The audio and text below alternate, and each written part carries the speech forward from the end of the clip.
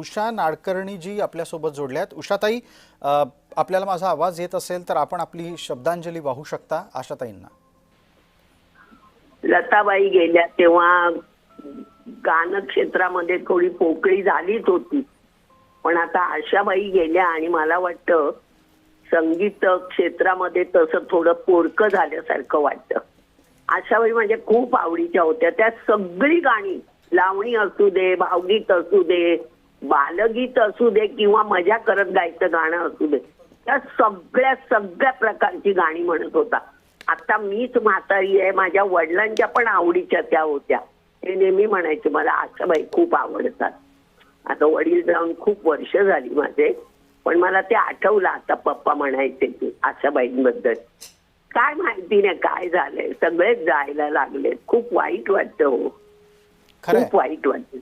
गान क्षेत्रामध्ये पोकळीच निर्माण होते।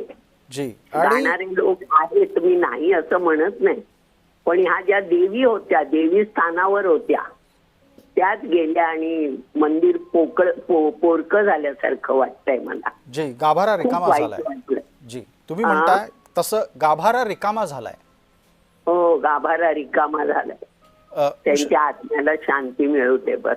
जी, उषाजी, काही माझं म्हणणं नाहीये। जी, उषाजी, आपण आपल्या वडिलांचा उल्लेख आता थोड्या वेळापूर्वी केलात आणि असं म्हणालात की त्या पिढीलाही मोहून टाकणाऱ्या, तुमच्या पिढीवरही गाळगुळ करणाऱ्या आशाताई। नेहमी म्हणायचे मला आशाबाई खूप आवडतात। जी, त्या सगळ्या प्रकारची गाणी मस्त म्हणतात। बिलकुल, म्हणजे दुसरे म्हणत नाही असं नाही, पण एक त्या बाईंच्या आवाजात एक मस्ती होती, गंमत करणं होतं, गाता गाता मजा करणं, हे सगळं मी बघितलंय। मी माझ्या लहानपणी या सगळ्या भावंडांना बघितलंय, कारण मी तिथे नाना चौकात राहत होते आणि बाजूला शंकर शेठचं देऊळ, त्याच्या बाजूला त्यांचं घर होतं। ही सगळी भावंड मी पाहिलेली आहेत। त्यावेळेला ते यंग होते, पण आम्ही लहान असल्यामुळे कळत नव्हतं की हे किती मोठे आहेत ते नंतर आम्हाला कळायला लागलं। तुमचा कधी प्रत्यक्ष संवाद संपर्क झाला का?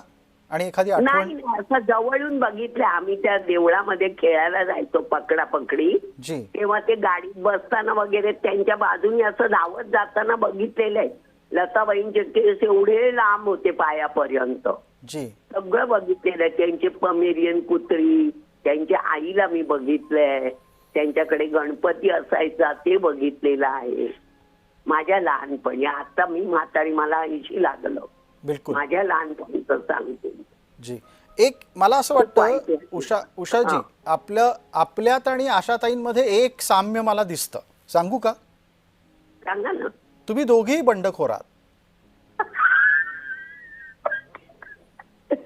त्या पण अशाच मस्ती करणाऱ्या, कोणाची तरी मस्करी कर, काहीतरी बोल, असं जोक सांग। खरंच सांगते, तुम्ही बोललात ते एकदम सही बोललात। मी पण तशीच आहे। मी वय बी बघत नाही, लहान मुलांच्यात पण नाचते, मोठ्यांच्यात पण नाचते। आमच्या पवित्रच्या वेळी पण मी मधल्या वेळात नाचायची। एकदा लाईट मध्ये सगळं शूट केलं आणि आपल्या घरी नेऊन दाखवलं की बघ आई कशी नाचते सेटवर। बिलकुल बिलकुल। तुम्हाला आवडलेली कुठली गाणी असतील आशाताईंची? भावगीत आवडायची, त्याच्या लावण्या आवडायच्या। बर, अशी कुठची म्हणू नका, बहुतेक सगळीच गाणी आवडायची। म्हणजे आशानं गायलं की ते आवडायलाच पाहिजे। आशानं गायलं की ते आवडायलाच पाहिजे। हो, बरोबर बोललात। जी, खूप छान वाटत। जी, म्हणजे आता आहेत मंडळी गाणारी, पण ती गंमत जी आहे ना, प्रत्येकाचं एक गंमत करण्याचं वेगळं असतं, प्रत्येकाची स्टाईल वेगळी असते। जी, बरोबर की नाही? बिलकुल। त्यामुळे आशाबाई कधीच मरणातून जाणार नाही, कधीच नाही। त्यांनी अडळ स्थानच घेतलेली आहे। लताबाई काय, आशाबाई काय, खूप अढळ स्थान, म्हणजे ध्रुव ताऱ्यानंतर त्याच।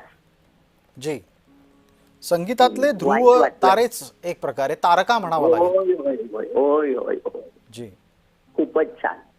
जी, खूप अजून राहिल्या पाहिजे होत्या त्या। बिलकुल, काय आपण आपल्याला वाटून काही चालत नाही ना देवाच्या पुढे।